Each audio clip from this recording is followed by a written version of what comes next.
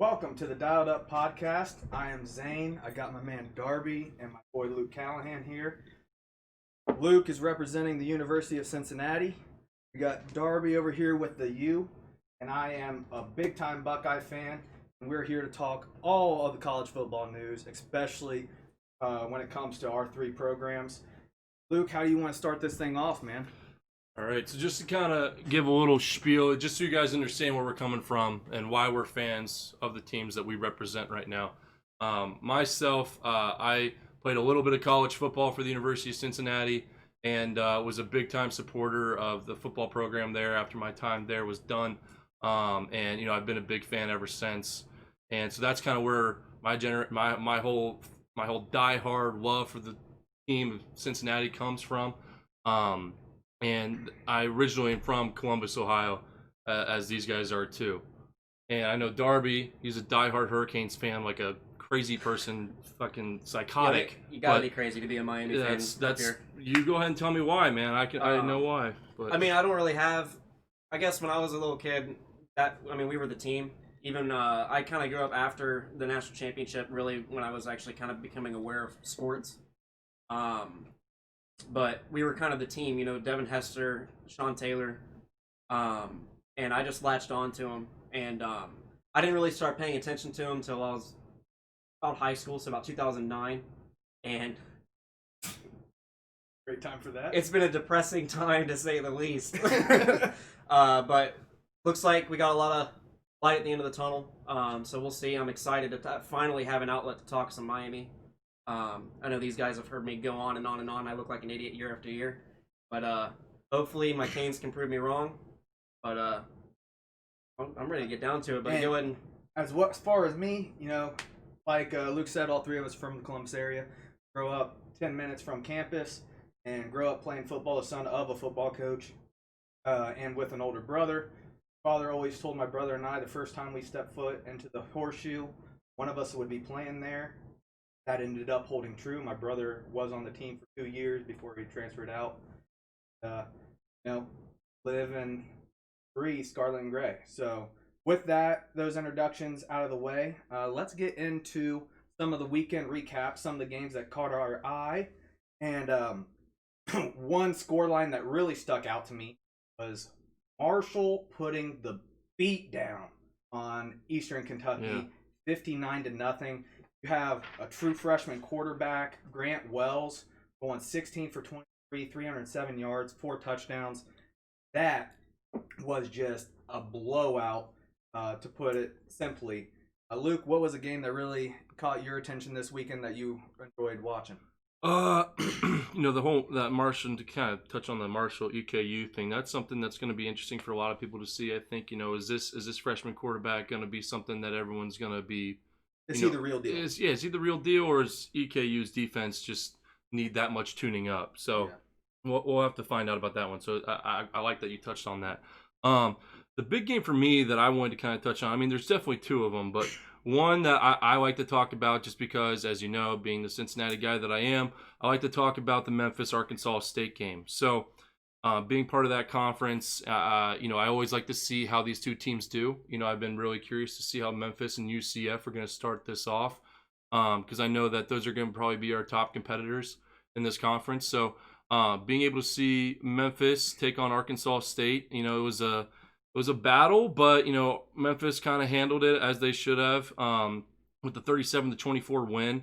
But what I like to see is some of these statistics that you're able to put together so nicely for me, so I can read these a little bit better. So because you know how I get. So reading through this though, 2 solid wide receivers, 2 guys that I'm really hoping that we keep an eye out for going into this season.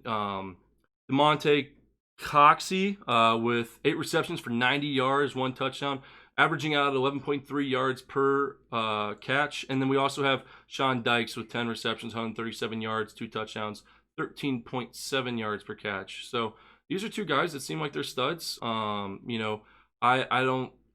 don't know how they're going to end up playing out for the rest of the season. Are these guys going to be, was this just something that Arkansas State had some flukes on? Was this just some bad coverage, miscommunication? Was that what was going on? Not 100% sure. But, these guys definitely played stellar and was definitely huge contributors to that win for Memphis. Memphis did play really well, but there is also some concern there, especially on the offensive side of the ball. Even though they put up 37 points, they still were only 9 of 17 on third down, and that everybody knows. If you love football, you know how huge down conversion is, and they have to clean that up. I hope that is just first week jitters. You're not being able to really have training camp going into the season because of COVID. I'd like to see them clean that up, as well as the 12 penalties they had. But looking forward to seeing them and how they continue to progress this. Yeah, no, absolutely. I think with those 12 penalties too, that's something that I'll be 100% honest. Based off the history of the Memphis football team, I don't know if it's just like a dog, mentality that these dudes have. I know whenever Cincinnati played them, it was always a grind. We've had some stellar games against those guys. We've had some, big upsetting defeats. I know this past season we weren't able to take the gold away from them, but there's always, and these guys get chippy. That's why whenever Cincinnati's getting ready for Memphis, whenever I see Memphis get ready for any team outside their conference too, I can always expect them to get a little bit chippy. But overall, they got to be a little bit more disciplined if they want to make sure they can handle everything else in this conference. Absolutely. Darby, how about you? What was a game that really you noticed this? Well, I mean, I had a pretty busy weekend, but the one game I did get to catch was the SMU Texas State game. I know you and me watched it together. We got to see a great freaking catch to start the year. Catch of the year candidate week 1? Yeah, we won't go there just yet. I know we do this every year. It's always week 1, you got this outstanding catch, and then it goes all over ESPN because it's the first one of the season. Yeah. Right. But the main reason I was really dialed into that game was seeing how SMU would handle losing Rhett Lashley. As Miami fans know, he is now the OC at Miami. And he did jump SMU's offense quite a bit. It did seem kind of sluggish. Early on, at least. Yeah. And like most games this weekend they started out slow. Memphis started out slow. Most of them were that way. Yeah, and it's expected early on. It's just, I guess, you would think it's Texas State. Yeah. You know what I mean? You would think it would be still, a slow start and then pull ahead. I mean, SMU had the 8th, as I was getting into Rhett Lashley, I believe it was 8th ranked offense last year in terms of total offense. So, but like I said, I was interested in seeing how they would go from losing him and seeing what their offense would look like. It did look a little bit slower. They still kept some of the up tempo. Sam Buechele, he didn't look too hot. Only 1 touchdown, 2 picks. Yeah, and he was kind of lighting it up a little bit last year in terms of SMU standards. Of course, you got to always keep in mind SMU isn't a powerhouse program. They're not paying the players anymore, so they can't really. Well, but gotta collect that check, baby. I was honestly kind of impressed with Texas State. They actually went into the game without any tight ends, Luke. They had to have their backup offensive lineman. That's fill true. in I at the completely tight forgot end about them talking about that. They were kind of ravaged, and they did put up a really good fight into the game, but they didn't quite have the depth that they needed to win. And as you got into the second half, late into the third quarter, into the fourth quarter, their depth wasn't there, and they just couldn't with SMU. So that was kind of it was fun to watch Texas State put up that fight against SMU, but I really hope to see SMU improve, because it wouldn't be nice to see a legit Pony Express come up in college football. Yeah, because we don't know yet how much it was. Texas State has improved in showing a little bit of life down there. I've always been a fan of their uniforms, so I'm glad to see that. I want to see them kind of rise up. And how much of it was SMU kind of reeling from losing their head guy on offense. I mean, he ran the whole offense, so It doesn't surprise me too much that they flipped. Well, and then you have the big game of the week. This is the game everybody was looking forward to. Everybody expected to be a tightly contested game, and then Navy gets demolished by the Screaming Mormons out there in BYU. Right. I mean, you have the Navy head coach come out after the game and say, I take the responsibility. We haven't been doing much full contact coming into the year, and that is going to change. They are going to start having full contact. I mean, Navy couldn't do anything. They couldn't get anything going on offense. They couldn't stop BYU at all. I was really impressed with BYU on both sides of the ball. I mean, pulling up some stats, you have Zach Wilson, their quarterback, 13 of 18 for 232 yards, 2 touchdowns, and a pick. BYU had 3 running backs with 10-plus carries. They totaled 301 yards and 5 rushing touchdowns. Yep, you know what that's from. Navy. And to add on to that, their leading receiver had 4 receptions. Only 4 receptions, their leading receiver. 134 yards, a touchdown, averaging 33.5 yards per catch. So that, you know what that means. That run game was drawing them in, baby. And they were just hitting big. I mean, it's something that you don't expect coming from a military academy, especially Navy. I mean, that's the leading they led college football in rushing last year. And they only put up 149 total yards in this game. BYU's defense was flying to the ball. You always saw 5 or 6 jerseys around the ball carrier, not 2 yards past the line of scrimmage. I mean, it was, as a defensive guy, it was a fun game to watch, that BYU defense. Yeah, and to kind of touch on that too, probably about a day before this game actually kicked off, I decided to kind of look into it a little bit more just to kind of see, I'm a trenches guy, so I wanted to get an idea of what each team was working with. The whole starting offensive line for BYU, all returning starters. Now, a couple of them were seniors as well. I believe the whole lineup might have been seniors. But I didn't look into it, but I saw that they were all returning starters, all of them over 300 pounds, all men. And we're talking about 26, 27-year-old Mormons here. We're talking about like elite warriors. You know what I'm talking about? Like these dudes are grown men. And going up against, Navy, looking at some of their defensive linemen and stuff, I had a hunch that offensive line was about to roll. And then I looked on the other side and I looked at BYU's defensive line, and generally, thinking about it too, against a defense that runs an odd front with multiple linebackers, that's bread and butter for stopping the option type offense. Now you want to be able to get those guys, those DNs, to penetrate and shoot those B gaps, and occasionally those A gaps to kind of switch it up for those inside linebackers. But then that nose tackle for BYU, that dude was a monster. The dude's at 6'6", I think 300, every bit of 320 pounds. And you saw every play. He was just grabbing that center and shedding him to the side. Those guards had to help every play. And it's doing nothing but freeing up more linebacker play to stay on their assignments with the first, the second, and the third on that triple option. So, it was cool for me to kind of watch that and see how both these trench sides played. I think BYU's, you stated off all the stats from BYU's rushing game, and it was pretty easy to see that the offensive line was just clearing up holes that a truck could drive through, and then that defensive line was just penetrating and throwing dudes around, and those linebackers had all the room to engage and make sure they cut off the lanes. So I really enjoyed watching that game. BYU did a phenomenal job. Navy, as the coach stated, they need to get back to that full contact. Absolutely. So, let's just move right on into kind of some projections for this season, right? So, we're in week 1 out of the way, and what most people consider to be the real football season is getting ready to start.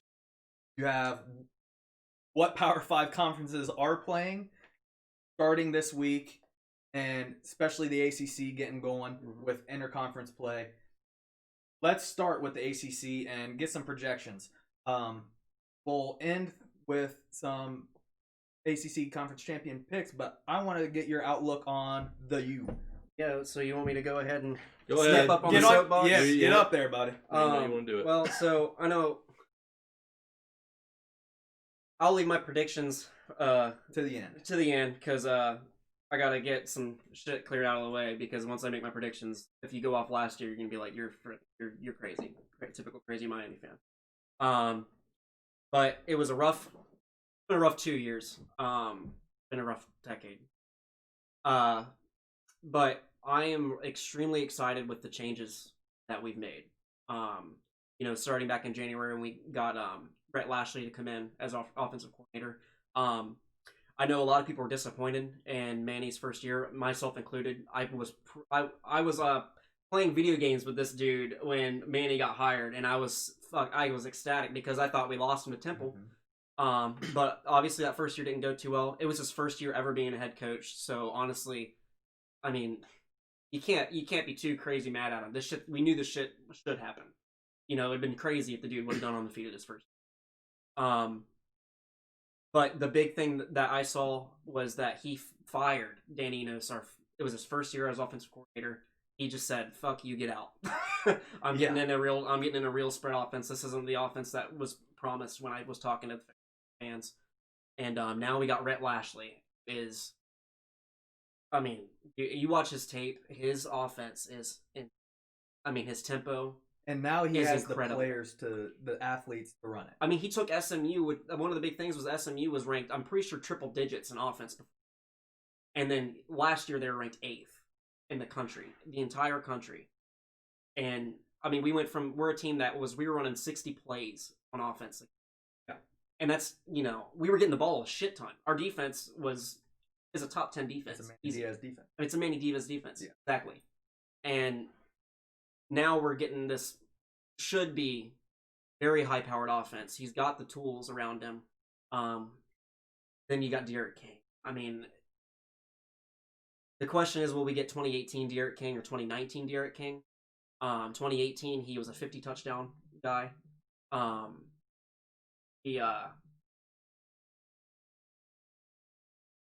sorry. Yeah, no, this just distracted the fuck out of me. Oh, yeah. Okay. Sorry. So the question is, will we get 2018 or 2019 Derek King? I think we won't get 2018 Derek King. 50 touchdowns. That was a hell of a year. He's actually, he's one fun stat for you being a Buckeye fan, Zane. When you think who has the most consecutive games with a rushing touchdown and a passing touchdown? Yes. Probably Justin Fields, you'd think. It's actually Derek King. And we'll see if we get that. I'm hoping it's not the 2019 Derek King. One thing note on that, because a lot of people like to bring it up, because he threw for barely over 50%. You're looking at an offensive coordinator change. Kendall Briles was his offensive coordinator in 2018. He went to FSU. Is gone from FSU. But I think you'll find a happy medium. It's going to be hard for him not to produce with the talent we have. I have a question for you. So you're talking a lot about the offense. What are you going to do? It is a Manny Diaz defense, but you're also losing Greg Rousseau from opting out. How is Miami going to be able to fill in that gap? And because that is a big talent to lose. No, it's a big talent to lose, and because you're talking 15.5 sacks by one guy. And how many games? He started, I believe it was 6. Yeah, actually started. Now I always got from everybody I told that it's the ACC. I don't fucking care. That doesn't matter. That's Power 5 football. Yeah. Regardless, I'm not gonna get into that.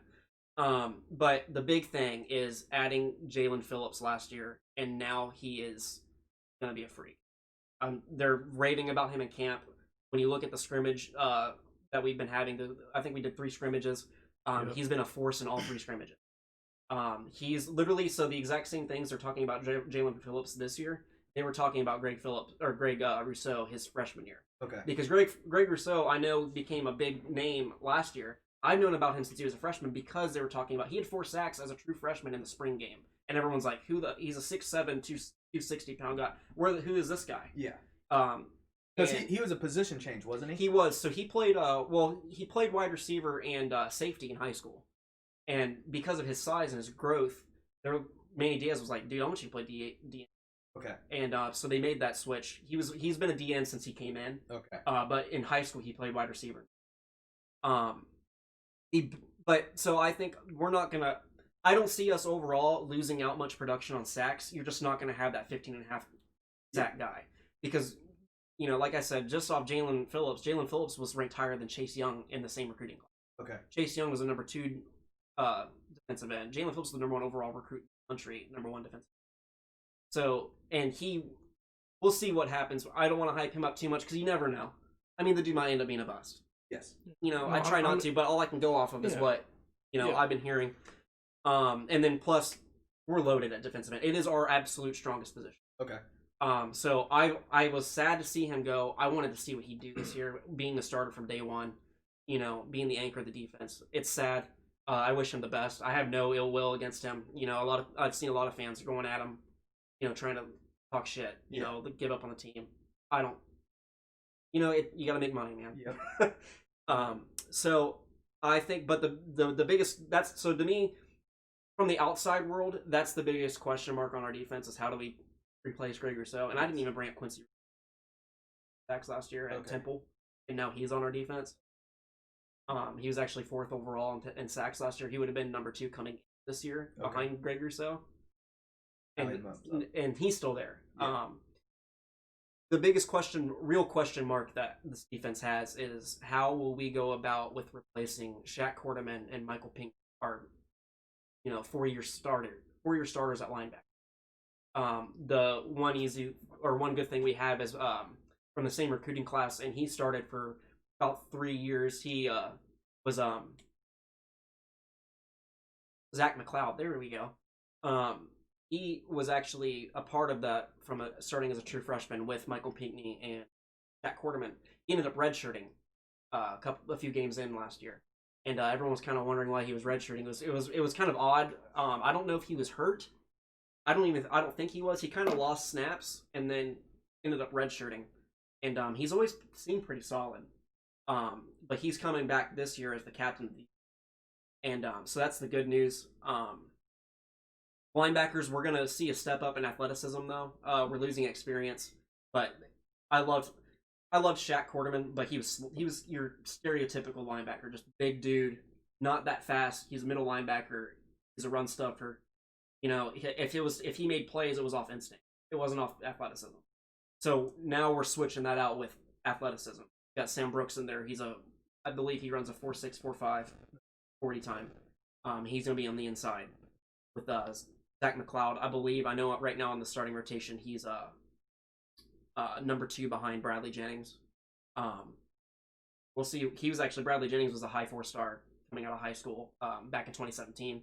He's been hurt. It was kind of, to me, it was the most surprising move I've seen. I kind of want to go at some of the YouTubers that I watch a lot on Miami boards on YouTube. A lot of them were saying like, "Oh, I saw this coming. Bullshit. No one was talking about Bradley Jennings being the top middle linebacker. They were talking about Sam. I was talking about Sam Brooks. So I got kind of a bone to pick with those guys. All of a sudden changing their tune. I knew that was coming, just like they were all in on Manny Diaz, but just last year we're talking about firing him. Yeah. And getting Butch Davis back. I had to do that motion. I'm tired of the Butch Davis talk. It's okay, man. Hey, you can breathe. You can breathe. It's okay to breathe. Get the fuck out. But that's the biggest question mark on our defense. It's just we know the defense is going to be solid. I mean, even it's going to it should take a step back just because of the experience we lost at linebacker. But it's just it's a Manny Diaz defense, man, and there's talent there. The biggest question mark on the team as a whole is this offense. Yeah. Offensive line was atrocious last year. Atrocious. And it cost us a lot of games. And now going to the spread offense, that should ease it quite a bit. And also having a mobile quarterback. A real true mobile quarterback, not he's athletic quarterback. Derek King played wide receiver when he came into college. He's actually a quarterback and he has a kick return at Houston. Yeah, his freshman year. So he's a true athlete. But the big thing is, I knew he was a big athlete coming in. I was curious about his arm. Because when you talk dual threats, typically they lean more to the run, and you don't know their arm can be, And to hear that he went out and threw in our final scrimmage 6 passing touchdowns off 300 in a scrimmage, because when you think scrimmages, defenses typically dominate practices. Typically, yeah, especially when you have an elite defense like Miami. Yeah, it gives offenses testing stuff out. Exactly. Yeah. So for him to go out and throw 300 yards, 6 touchdowns, all rushing for 80. I mean, it's either our defense is going to be insanely bad, or He's the truth. he's the truth. And I'm leaning more towards truth because I don't know Manny Diaz ever have a shit defense at Miami. He's always had a great. Well, with that being said, what is your projection for the conference as a whole and Miami? So as projection as a conference as a whole, I've been fighting this for a long time, wanting to finally be like, this is it. This is the year, because this is a perfect opportunity for us to finally come in and shock Clemson. I don't think it's going to happen. I want it to, but I think Clemson holds on to the title this year. I'm going with Miami number 2. Okay. Hands down. I really do think that we're going to. I've been really kind of nervous about making that decision, but I'm pretty confident. And my bold statement is going to be that we beat Clemson. Really? Yes. Okay. But I think they Right. take us Wow. in the ACC championship. Well, Luke, how about Okay. you? What's your projection for the ACC this year? For the ACC, I think Clemson takes it out. They're bringing a lot of guys back, and I'm a big fan of their quarterback. But yeah, that I'd have to say personally. Now, as far as number 2 and number 3, I'm kind of stuck between Notre Dame and Miami. I won't really be able to give you an update on that until after I see Notre Dame and Miami both play, see how they perform. And I'm right there with you. I think Clemson is too good. They're too well coached. Trevor Lawrence is obviously Trevor Lawrence. He's Heisman front runner right now, projected overall number 1 pick in the draft. The kid is obviously a stud, and he has talent around. As far as the rest of the ACC, I'm actually with you, Darby. I think Miami will finish second in the ACC, but Okay. I think Notre Dame and all of their snarkiness and smart ass tweets. Are we going to get to this? Oh, I'm ready. Oh, baby. I You already know, I'm tweeted ready. about it. Notre Dame official football account tweeted out as they were putting the ACC logo onto their field, felt cute, might delete this or next year, and that is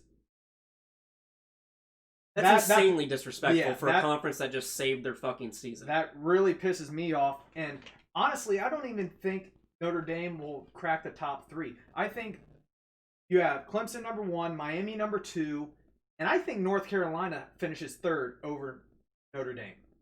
And that is my projection for the ACC. And I pray that Notre Dame actually joins a conference so I can watch them take multiple losses every year. The bullshit that they get with the independent schedule. Either join the Big Ten, join the ACC, join a conference, get some real competition, because what your independent schedule gives you is crap. That is my opinion on Yeah. Notre Dame and the ACC starting out. Go off, King. But moving on from a clear-cut number 1 prediction in a conference, let's move on to the Big 12, where you have a national media bias or consensus rather, of Oklahoma being the clear-cut number 1 in the Big 12. Is that the case, or is this the year that Texas is back actually happens? I want Texas back.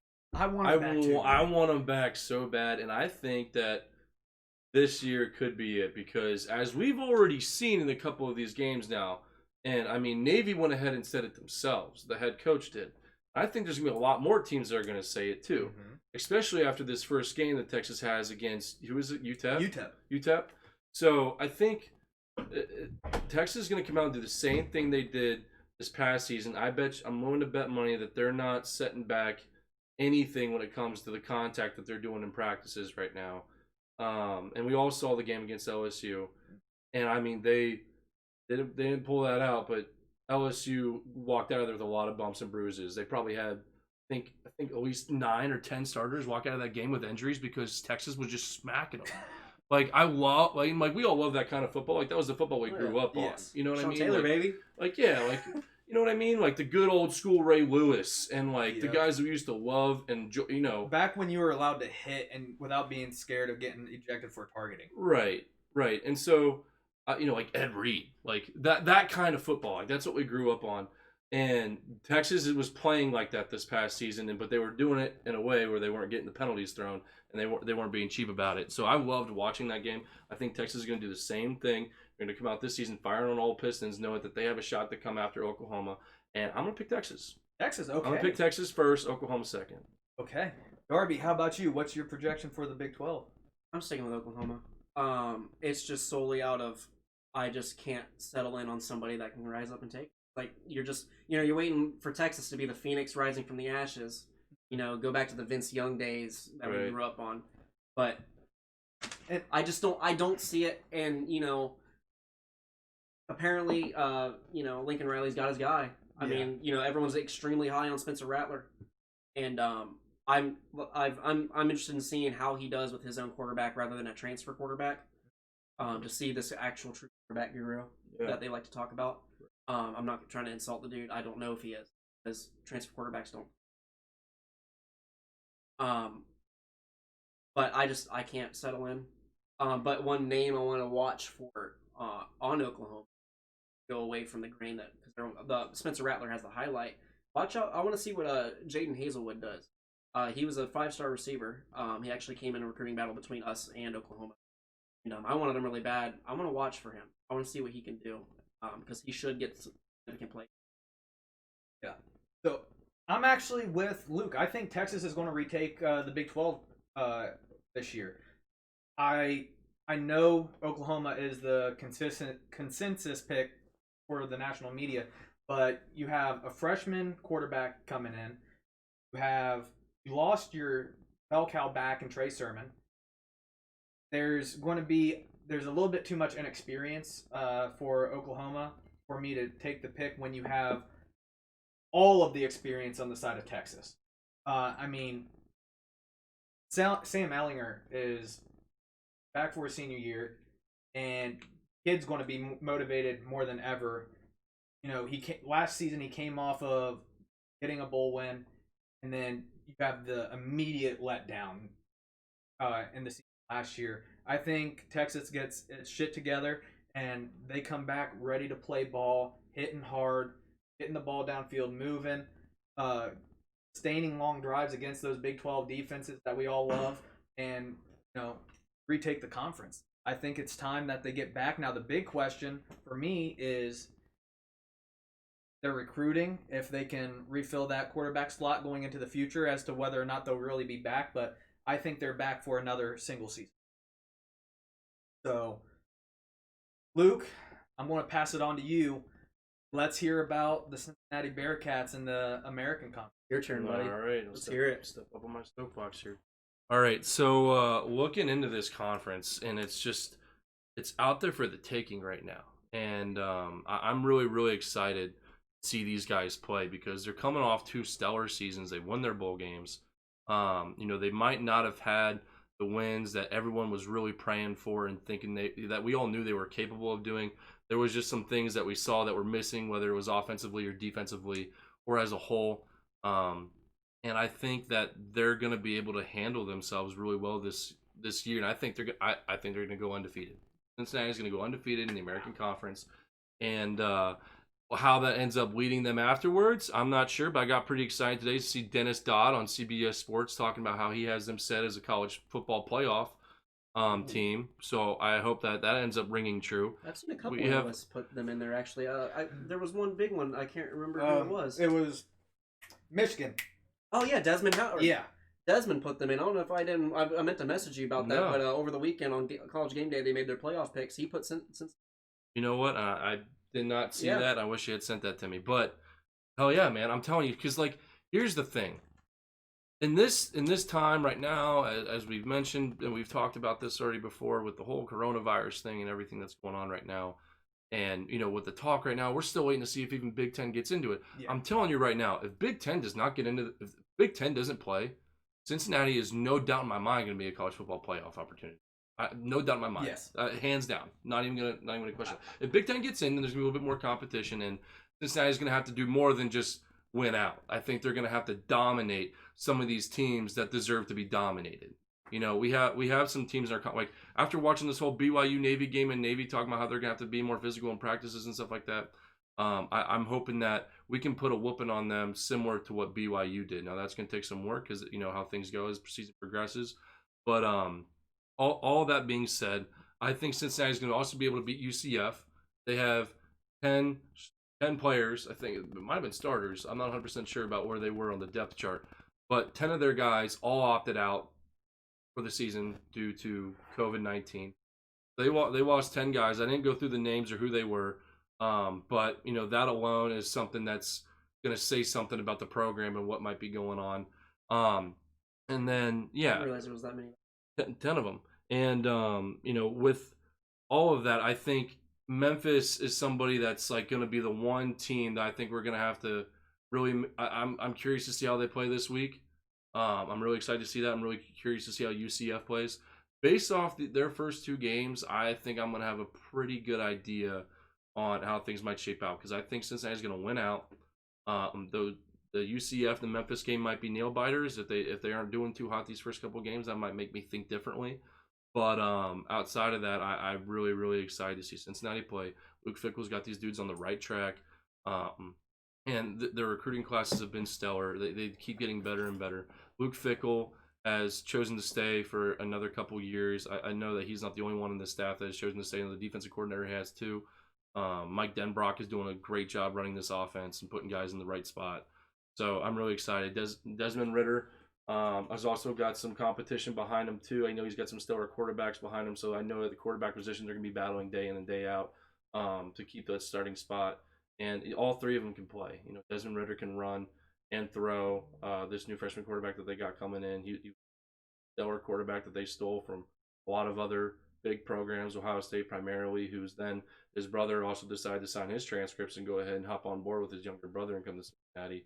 So recruiting-wise, they're doing great. Yeah. I don't think stellar recruiting wins the upcoming season by any means, but in future seasons, it's going to make a huge difference. Yeah. The fact that they're choosing to stay is getting me excited. I think that this year, they all know that this is the year for them to finally make a huge difference and step up and do something special. I know Coach Fickell's been working the hell out of all these guys and, you know, helping them develop. He's got a solid strength staff there as well. And I think, you know, they know how to develop guys. They have a lot of guys that were all walk-ons that all ended up earning full scholarships and they're all starters right now, who are some of the best players on their teams that started off being walk-ons. Like stellar, like one of the best guys on their team right now. His name's Ethan Tucky, and I got to see him play a little bit when I was helping out there, and it was a joy to watch, man. The joy physical. Then after being gone and seeing how well he's been doing, I've been nothing but ecstatic watching these guys play. So that's my take. Cincinnati wins the conference. If Big Ten doesn't get in, they for sure get a college football playoff bid. If Big Ten's in it, then they're going to have to make sure that they smack some of these other guys in their conference who aren't as worthy. I think we got to make sure we run the score up on these guys a little bit to make sure we're making a statement going into this season. That's my take. Darby, what do you think about the American Conference? So I'm in agreement.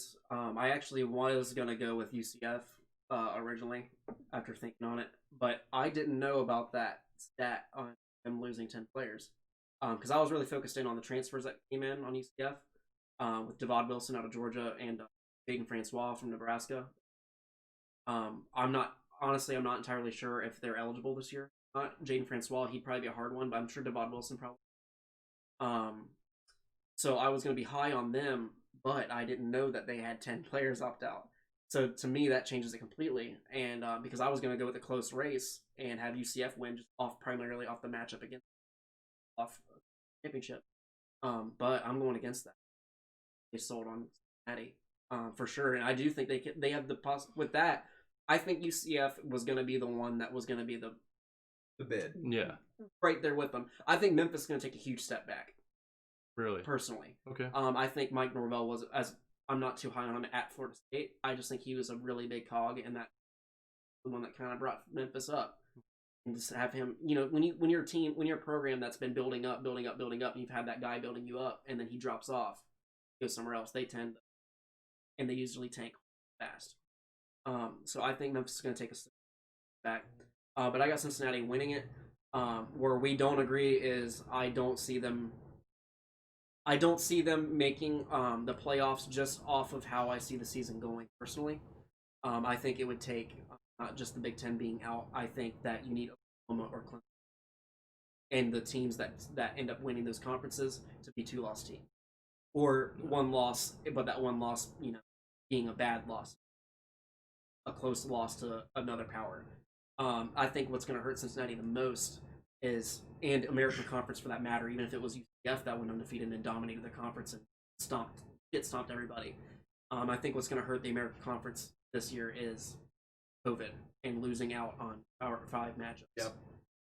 I think that just beating up the American isn't going to do it. Unfortunately, I feel like that conference and other Group of 5 schools that could possibly put up big numbers, they're gonna really suffer from losing the potential of those Power 5 matchups to be like, hey, we should stomp fucking Power 5 teams. We should be in the playoff, but you're not gonna have that argument. Yeah. I'd love to see them. I do think it's still now, and I'm not saying it's 100% out of the equation. I just think out of how the season I believe will go, you're gonna probably be looking at 2 SEC schools, and then Clemson and Oklahoma, because I don't see anybody stopping them. And you know how they are. Yeah. With the playoffs, man. They love their SEC, dude. They love to put 2 teams in there. And I just think the Big Ten being out, that it's like, well, there's your other SEC school. Now you need either the SEC to truly eat itself alive and the number 2 in the SEC to be bad. Like, by bad, I mean like a 3-loss. You need, or that second loss being, like I said, to like a Mississippi State stomping their ass. Yeah. Or you need Clemson and Oklahoma. I really do. I think it's almost for sure that SEC's going to get. So, all right. Well, I mean, we all know that the American is a 3-dog race. Really, it's Memphis, UCF, and Cincinnati. And with UCF having the opt-outs, that kind of takes them off the board for me. For me, it's between Memphis and University of Cincinnati. And after watching Memphis play, I mean, they have the talent there. But the discipline and that 3rd down conversion rate, their 4th down conversion rate, man, those 3rd down is such an important down. They would really have to make big strides in that regard in order to challenge for a conference championship. Yeah. And, I mean, I know it's week 1, but you aren't exactly playing the best team out there in Arkansas State. And if you can only go 7 of 19 on 3rd down, or 9 of 17 on 3rd down against Arkansas State, I'm sorry, it doesn't look too good against the University of Cincinnati. So I'm also going to take the University of Cincinnati. Now, Darby, you got into talking about the SEC. And that is where you actually get some parity. The only division in college football that has some actual parity without a clear-cut number 1 is the SEC. I mean, obviously, you have Georgia, you have Alabama. People still talk about LSU. I don't see LSU being, or really having a shot in the dark this year after losing, what was it? Was it 10 or 14 guys? I think it was 14 guys to the draft. And then you lose another 4 to opting out because of COVID. They were a deep team, but now they're going to be really kind of bare bones and lacking of depth. I don't think that they performed too well this year, especially with the revised schedule and being SEC only and adding more games within the conference. Georgia has a shot. They have a real shot this year. I think it's the best shot they've had since they made the National Football Playoff, the College Football Playoff. But I'm really debating because it's between 3 schools for me: University of Alabama, Georgia, Florida Gators. I have to go with my gut, and I think this is the year that Georgia gets it done, and they overcome those demons. The last time they really had I remember them really having a shot was, well, obviously the year they made it to the playoff, but the year of the kick 6, Auburn's miracle run against Alabama in the final play against Georgia to beat Georgia, where it bounces off of our DB's face mask and right into the hands of the Auburn receiver. So I think this is the year that the Georgia Bulldogs reclaim the SEC title.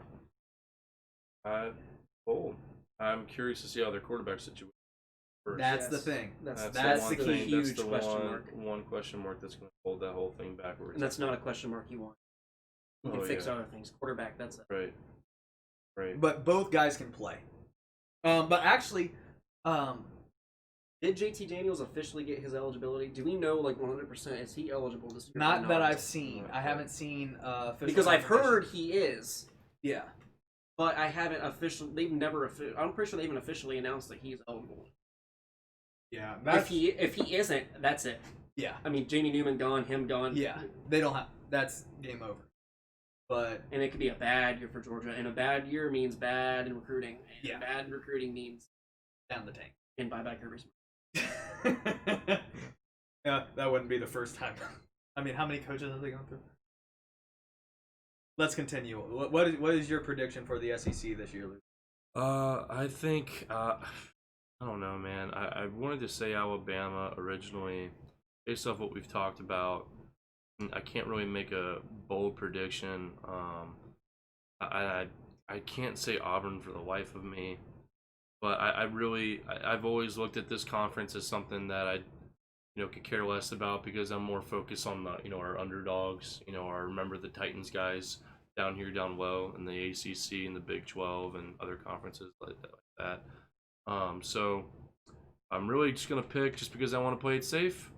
Because I don't know enough at the moment. I'm gonna say Alabama. Yeah. Don't shoot me. No. Well, there's no going wrong with picking Alabama. Yeah. Honestly, that's all I can really do. Actually, here. I do think Auburn is a dark horse because they do have a shot.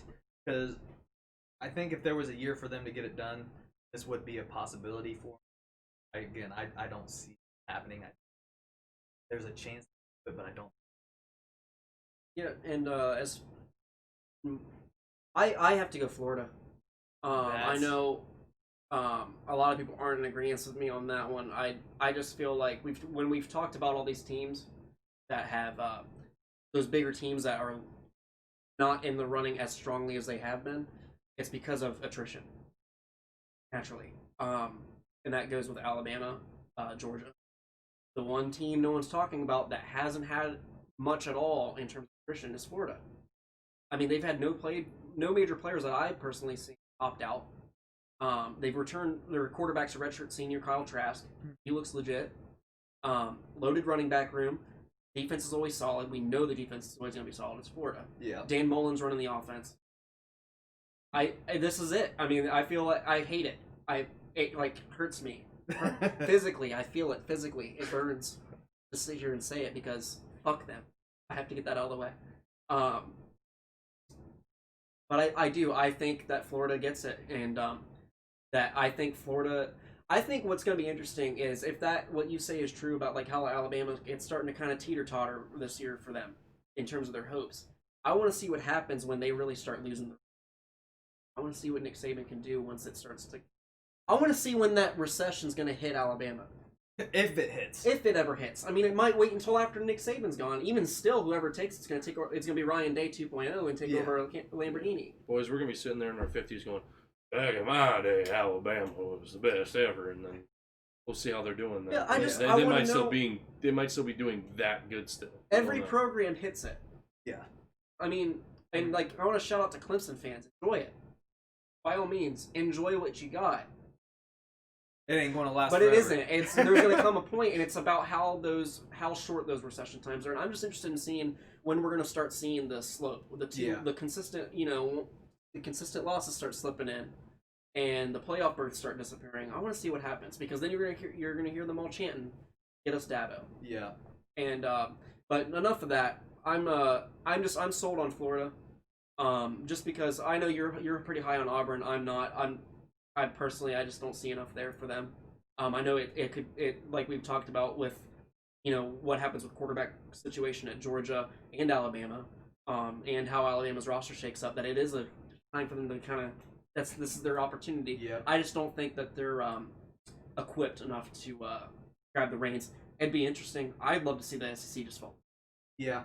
Well, personally, but that's whatever causes hell. That's kind of the crazy thing about the SEC is we all know it to be so or top heavy, but yet at this moment, that's the one or the one conference that actually multiple teams, it seems, actually have a chance to take the reins. Well, because you look at the other division. I'm talking of the Power Five here. Mm. I mean, you look at the ACC. Obviously, it's Clemson. You look at the Big 12, Oklahoma. Big 10, if they play, Ohio State. The SEC is really the only Power 5 because Pac-12 isn't playing either, and even then it's Oregon. The SEC is the only conference where there is some sort of parity and there's a question mark as to who is going to come out on top. While we're on the SEC, before we move on away from it, how do you guys think, like in all seriousness, how do you think Ole Miss will do with Lane Kiffin at head coach? I don't have an opinion on that at all. I have no idea. Let me put. I mean, I don't know. I don't know personnel wise. I don't know shit about him. I just want to know your guys' thoughts because he is a huge name. I'm not big on him, but he's a big name. I do have thoughts. And you got Mike Leach went to Mississippi State, and that's where I was going. Here's my bold prediction: Ole Miss does better than Arkansas. There's a bold prediction for it. But Mike Leach and Mississippi State, they are the team for me to watch. I think they will do better than Ole Miss. Well, the only thing is you're gonna have to wait a few years on Mississippi State. I think only because personnel wise they're not equipped for his. Yes, they aren't loaded. But it'll still be better this year.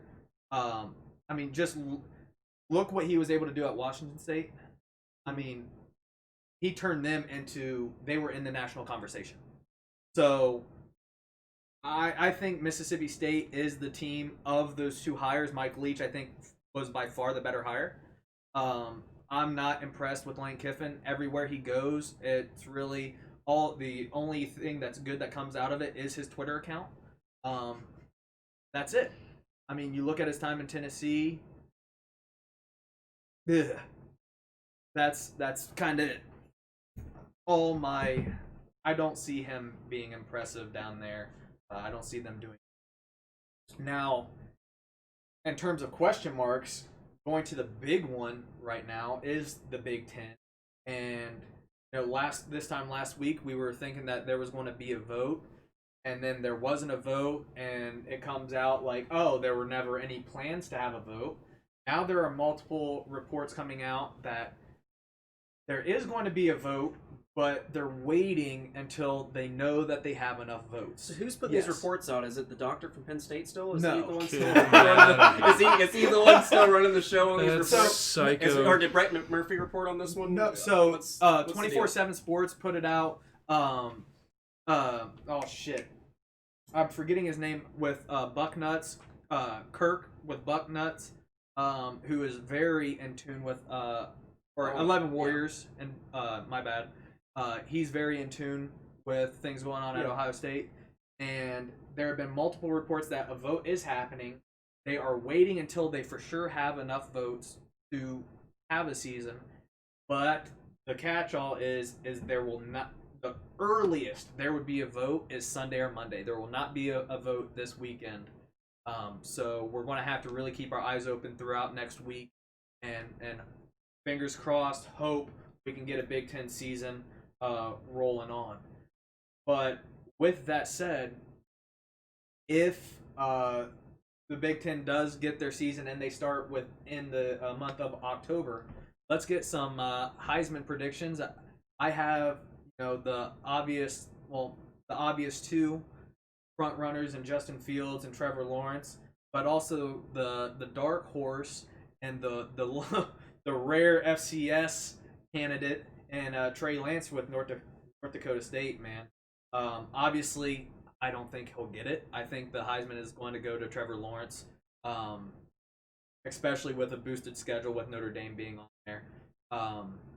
But Justin Fields, if the Big Ten can play, I think he'll put up huge numbers, but I don't think it'll be enough. I think Trevor Lawrence is kind of the golden child of the college football right now, and I mean, deservedly so. He's a hell of a ball player, hell of a quarterback, and I think he take home the. Yeah. I'm sitting here. I'm a big fan of Trevor Lawrence. I like the way the kid plays. He's smart. He's relaxed. He's calm. He knows the offense like the back of his hand, and he's shown it.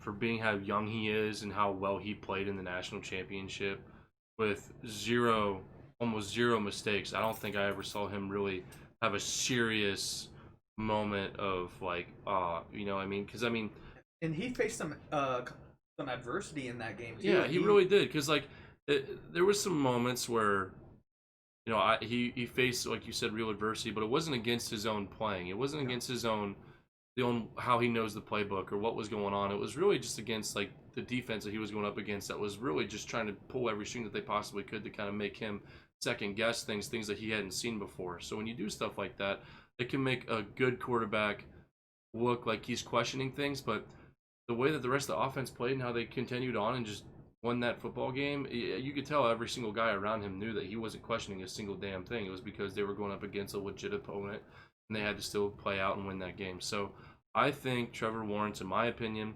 it would, if I had to predict right now, I'd say he is going to be the Heisman winner. If Justin Fields gets in, that changes things. We'll see. But that's kind of where I stand. Darby, where are you at, man? So I'm going to go completely off the assumption that the Big Ten doesn't play. Okay. I think it's starting to look... At first I was kind of like, when we were talking about the vote originally this week, that I was kind of on board with thinking and optimistic that they were going to do it. I think it's starting to come to... and even if they do, I don't think that they're going to have a strong enough season in terms of games played. So I'm scratching, from my personal opinion, scratching Justin Fields. Now, Trevor Lawrence, because I know you guys are really high on him, but I'm about to find out how much you guys have really been paying. So you guys bring up the playoffs and the national championship game last year. Yeah. His regular season, he took a big step back compared to what he was his true freshman year. Absolutely. And because true freshman year, the dude looked almost unstoppable. And then last year during the regular season, he showed he could bleed. And teams were starting to kind of expose him. He was throwing quite a few picks. Now, quite a few picks for his standard, for his hype standard.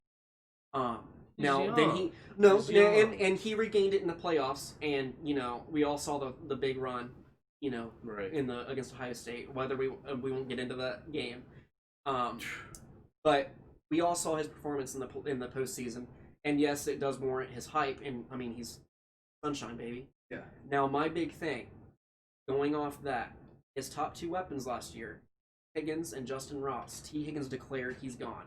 Justin Ross is done for the year coming into the season. He's gone. He's done too. Injury. Yep. And then you look at it, and even like big ACC homers are like, who the hell? They got Frank Ladson. He's a 5-star recruit, but that's all he is. He's a 5-star recruit. You haven't seen anything out of these other guys. Here's the thing. Yes, I understand you lose these big names, right? But this is also, you're talking about Clemson, who has recruited strong. Yeah. They've recruited strong every year, and every program has this, where you have your big names go down, and it becomes question marks. Okay, who's going to step up?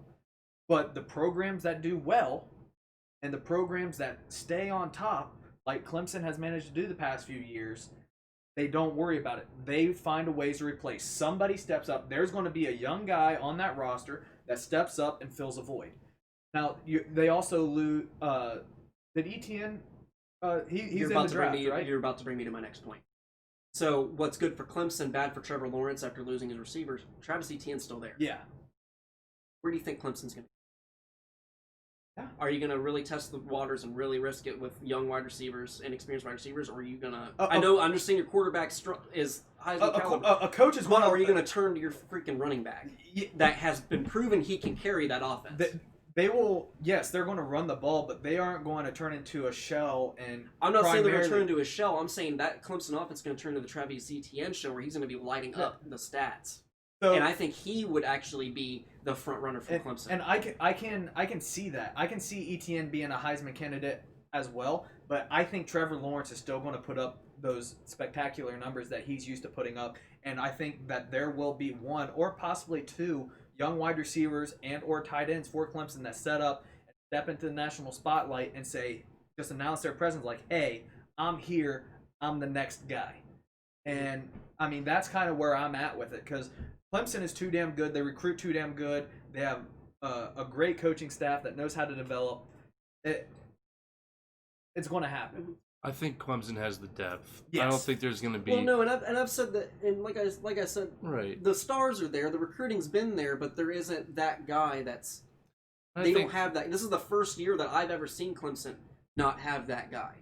Well, and like we've barely even gotten into the season yet. So sometimes, I think it takes maybe a game, 2 games, to really see a guy. Well, we'll see what happens. Some guys start to loosen up because I mean, as we know too, there's a whole different kind of feel and speed of the game versus what you're practicing at home.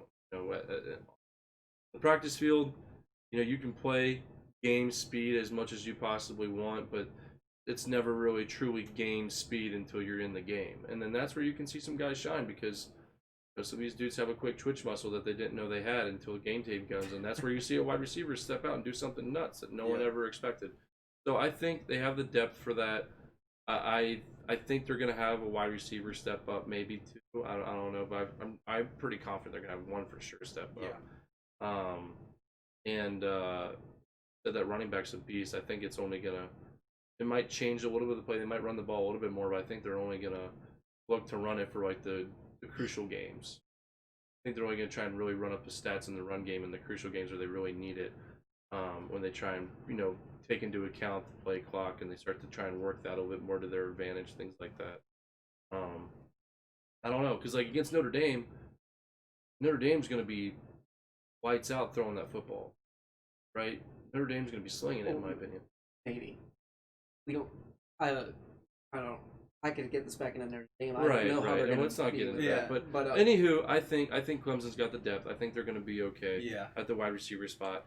And then, like you said, that running back's already a monster in himself. I think they're just going to continue to get better. And Trevor Lawrence might have had a couple setbacks in the regular season last season, but he's young and he's getting better, and he really got better throughout this past season. He learned from what the I think things that were thrown. He's just going to keep getting better. So let's. I never got to.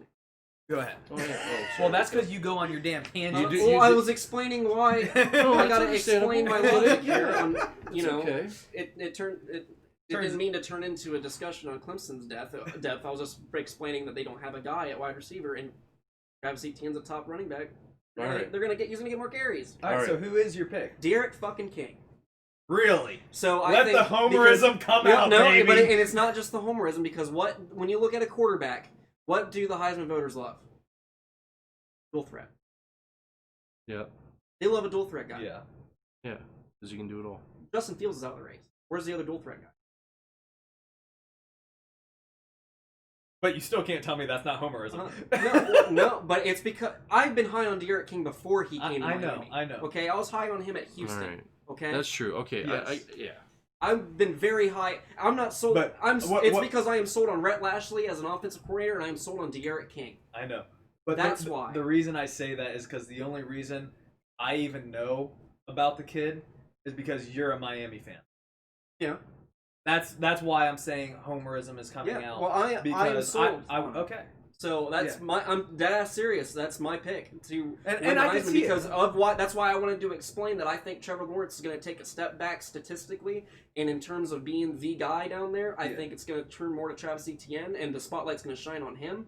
And I just think Derek King's going to put on a fucking show. If his season comes to fruition the way we think it can, and Miami's season can go, and they perform as well as we hope they do, for real, it's a possibility for sure. But let's go ahead and move on and get into some of the games this week. So we actually have some decent matchups this week that are of note. We got North Carolina and Syracuse, Georgia Tech and Florida State, WKU versus Louisville.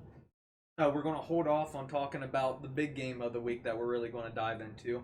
But of those 3 games, also UCF versus FIU. Right. Yeah. Of those 4 games, which ones are you guys kind of looking forward to watching? What are some matchups that you're forward to? I'm excited for Texas. I'm really curious to see how they come out. They're gonna come out, swinging, or are they gonna, I'm just curious to see how they play because I want them to do well, but we'll see. I'm definitely excited to see UCF play, of course, as I've already mentioned. I want to see how they end up doing, so I know what kind of competition the Americans really gonna have with them for this season, and then Louisville. I'm curious to see how they do too. I want to see how their offense does because that's the one thing that everyone loves to watch, and I'm curious to see how they do. All right, how about you, Darby? I'm interested. Obviously, I'm more interested in the ACC games, strictly, just to see. I'm very, very curious on. I'm really curious. I want to see what North Carolina does, because if there's been That's true. Nationally, there has been so much talk about North Carolina. I mean, it sounds like Miami from 2 years.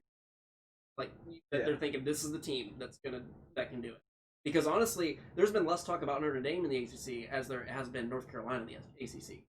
So I'm interested in seeing how they do if they come out. Because if they're truly this power team, they should beat the brakes off Syracuse. Because Syracuse is a mid-tier at best in the ACC. Not in the past. They were putting in some competition. But this year they're not looking too high. Now I think that if North Carolina truly is this power that these ESPN guys want to talk about, I better fucking see it. Yeah. And then the other one, I want to see FSU and Georgia Tech only because there's been a lot of off-season problems at Mike Norvell it was only a couple days, but it looked like Mark Norvell was about to get fired because of he said that when the racial divisions were starting to happen, he went on and said that he texted all guys. And Marvin Wilson, the player at Florida State, said no, he didn't. He never texted. And it became a big problem down there. And then also, it became a big thing that Florida State players were tweeting.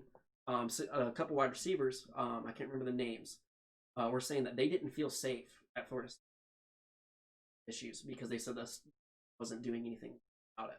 Yeah. And then the families started speaking out.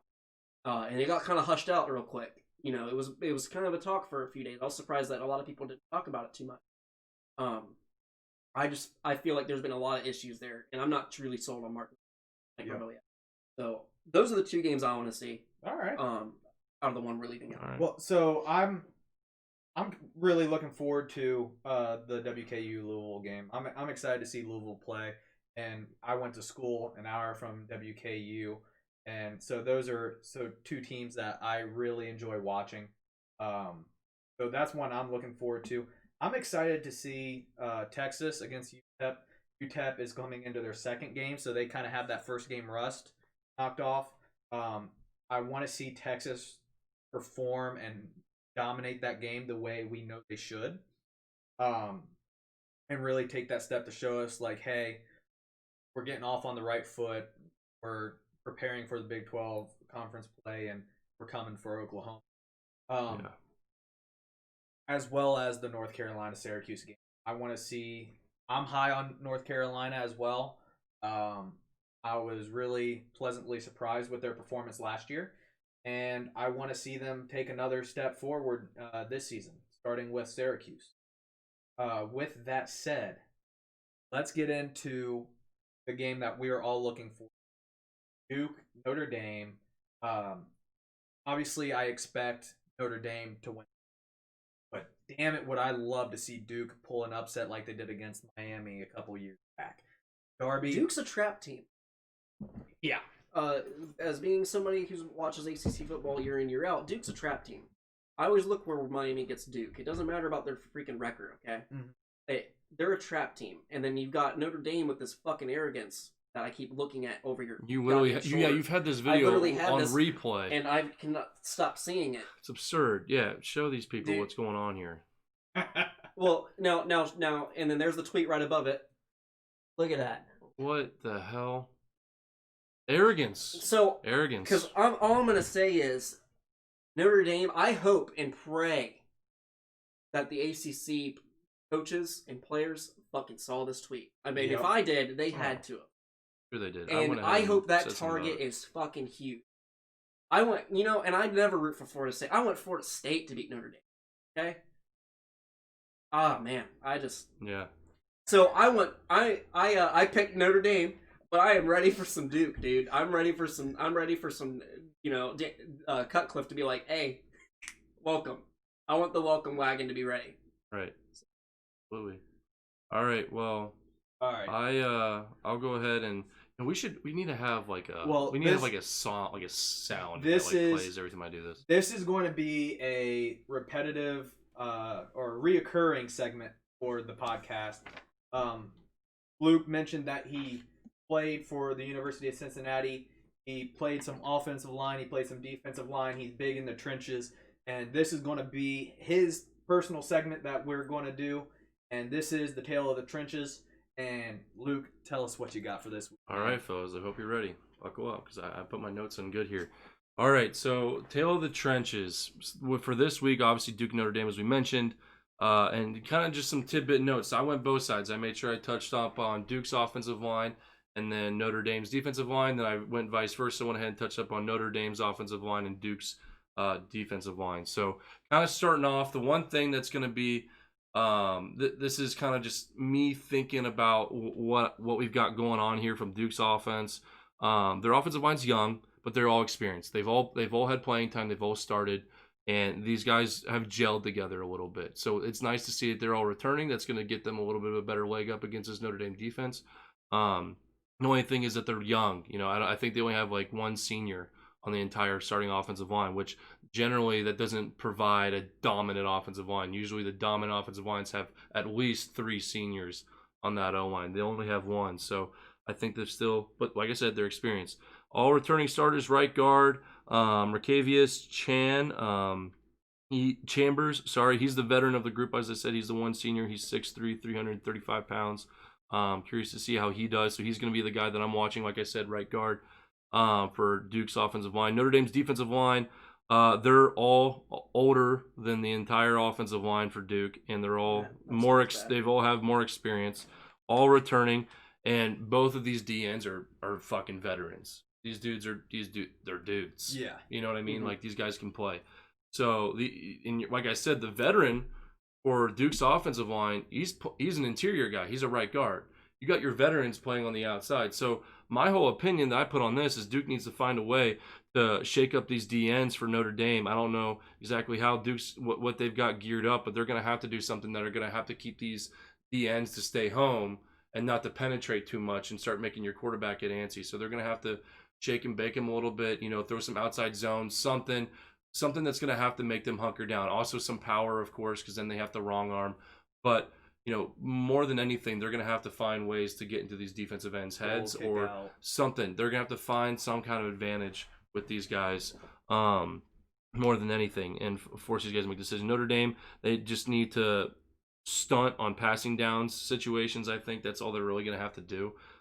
Is really just maybe stunt here and there, if that. I don't even know if they're going to have to really do that. The defensive ends are going to be able to contain with no problem, in my opinion. If anything, they're going to have one playing rush and one playing containment, probably from the field side. So I can see the field side DN every single time doing some sort of penetration blitz, something like that. And then that boundary DN is just going to hold that tackle up and just wait for money to come his way. So in terms of matchups, you're thinking that, do you think that on those for sure passing downs that Notre Dame, those experienced DNs are just going to be able to put their ears back and just go? They're going to go back and forth, in my opinion. That's how they're probably going to play it. I think, every now and then they're going to have that boundary DN stunt inside and make sure that outside, that field side DN stays home outside when they're dead center in the middle of the field.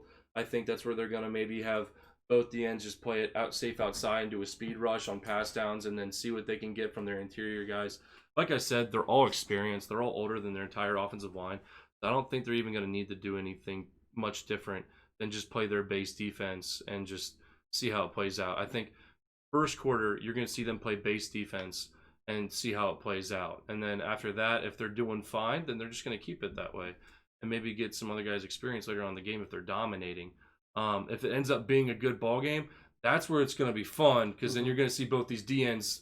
This whole defensive line, I think, is going to start doing all kinds of stunts and maybe some different alternative blitzes. We'll see what happens. One thing of note in terms of Duke's offense is their quarterback doesn't have a lot of experience, but he has shown in what little experience he has that he is shown to be clutch. He did come in 2018, rallied Clemson because he was Trevor Lawrence's backup at Clemson, and he rallied them in a fourth quarter deficit at home to beat Syracuse after Trevor Lawrence. Is it Bryce? Yes. Their quarterback is Bryce. Yeah. Yeah, So- I completely forgot he transferred over to Duke. And Cutcliffe is a quarterback whisperer, a real quarterback whisperer. So that is something. He may be dancing around in the pocket, but he is shown to be poised under pressure in the few experiences he has. All right. Well, then I that's going to be fun to watch then. And not to mention, now I'm going to flip things over here a little bit. Going on to Duke's defensive line, all right, and Notre Dame's offensive line. Duke's defensive line, same deal as their offensive line. They're young, but they're experienced. All right. That's kind of been the reoccurring theme that I've seen in the trenches for Duke's offense and defensive lines. That's what's fun for me to see, because that's where you see some guys either step up or you see some guys really tank. So against once see it when you're going up against the vets, right? So Notre Dame's offensive line, older, more experienced, all returning starters. So we've got, Notre Dame's got the advantage in the trenches, which leads me to believe that Notre Dame's going to take this bowl game away. It's going to have to do. There's going to have to be some stellar play calls for Duke's offensive coordinator, stellar play calling, and we're going to need to see some mix-up here, something from Duke's defense that's going to maybe make these offensive linemen kind of guess and maybe go against the grain of what they've seen on film. But the matchup, fellas, the matchup of this week, the mano-y-mano that I'm really, really excited to see in the trenches is we have Victor. I do not want to butcher his last name, but it's I don't want to butcher it. It starts with a D. Victor D. He's Duke's defensive end. If you guys want to pull that up and see if you can figure out how to word that, I don't want to mess it up. And then Notre Dame's offensive tackle, Robert Hainsey. So going on Victor here, the defensive end for Duke, 6'3", 265 pounds, which is solid for that's solid for a defensive end. And I've seen a little bit of tidbits of clips and stuff of him playing and kind of seen photos of him. This dude's solid. And he's a senior. He's from Baltimore, Maryland. He's started 38 consecutive games. He's got 122 tackles. He's got 7.5 tackles from a loss from breaking in. He's 7.5 tackles for a loss away from breaking into Duke's top 10 record in defensive plays of all time, and 9 sacks away from breaking the record in sacks for Duke's defensive line. This dude's a tank. Okay, this guy can flat out play. So I'm really, really excited to see him, and he's going to be going up against the veteran here for Notre Dame, as I mentioned, the offensive tackle, Robert Hainsey, 6'5", 290, which is a little bit wider for an offensive tackle. It's a little bit wider, so that means this guy can move. That's weird for Notre Dame to go under 300. Well, yeah, but what that tells me is that Notre Dame's not going to be afraid to throw the screen at all. Yeah. That means that this guy's going to be getting out in space and trying to block linebackers, which all the more to say, let's see how good Victor really is. Is he going to be able to pick up on that when the screen's coming? What's he going to do? Well, it says here he does have an interception. He does. Yeah, I remember seeing that too. Yeah, and 2 pass breakups. Yeah, so I'm assuming that if they do throw the screen, they're going to try and throw it away from this guy, number 51, Victor. And going a little bit more on Robert, he's a team captain. He's offensive line of the year in 2019. However, he did suffer a season-ending injury last season due to a broken ankle. So that he's will going to affect be that mobility. that little thing right there. That's why this matchup is going to be crucial. You have a light offensive tackle who's a veteran. He's the team captain. Is he going to be able to move out in space? Is he going to be able to do what he's probably good at doing best, or is that ankle going to stop him a little bit? Is Victor going to be able to step up and take it to him? Do we know which side he plays tackle? Is he the left or right tackle? He's left tackle. He's left tackle, and do we know what ankle that break was on? I do not know what ankle. I do not know which ankle, but I'm willing to bet it's going to be pretty obvious. Because, I mean, that would really affect your kick slide. And you think rehabbing in this situation with the COVID thing that we've been having. Well, he would have already, if the break happened last season, he's had plenty of time to rehab. I'm sure it's stronger than it's ever been. That's true. I don't know at what point last season it happened, because if it happened towards the end of the year, you're looking into... It was a little bit further towards the end of the season. I think it was mid to end of the season. Because you gotta remember the lockdowns and shit happened in March. Yeah. I mean, I know it's still quite a bit of time, but that's still a lot of workout time that would get strictly work on getting his mobility back and making sure that he's good to go for football. Right. I think that's where this is why I made this the matchup, man. This is gonna be that's fun a good to point. watch. No, that's we have a solid defensive end who's coming up and playing, and he's gonna be somebody who I think can do something special. He's got crazy good stats, and we're going up against the offensive tackle who is like the guy on the team that everyone looks up to. If this can make or break a football team, fellas, if you have your best guy on your trenches going up against mano a mano with the best guy on their trenches, it's like how you see in every single war movie. You ever seen Troy? Yes. What do? I was just thinking that. In Troy, you send out your biggest badass out there to do a mano a mano to settle the whole thing and save a lot of lives. And every single time that happens, when the whole team sees that they're badass, whoop up on their badass, they're hyped. And that team kind of feels defeated. They kind of shut down. I mean, you see it at every spring and spring practices as well. You do the one-on-ones. You have offense versus defense. If that defensive dude gets you, the entire defense, you see all the blue jerseys swarming. The white jerseys are still talking crap, even though they got beat. It's no doubt. Just how it works. It's a culture, man. Exactly. So I'm excited to see this matchup, and that's why these guys are the tale of the trenches for this week. That is awesome. Well, that about wraps it up for episode 1 of the Dialed Up podcast. Thank you for tuning in, and we will catch you again next week.